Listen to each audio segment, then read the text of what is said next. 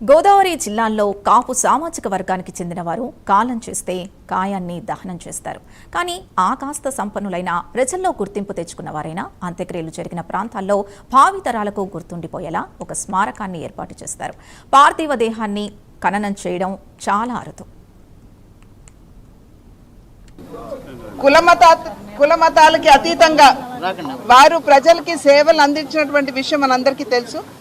ప్రధానంగా బాబాసాహెబ్ అంబేద్కర్ గారి విగ్రహం ప్రతి దళిత కాలనీలో మాత్రమే కాకుండా మనం అందరం కూడా వారి యొక్క విగ్రహాన్ని స్థాపిస్తూ కుల మతాలకి అతీతమైనటువంటి సమాజ స్థాపనకి కృషి చేయాలి అని చెప్పి పిలుపుని ఏదైతే వారు ఇచ్చారో మనం అందరం కూడా దాన్ని అందిపుచ్చుకోవాల్సినటువంటి అవసరం చాలా ఉంది.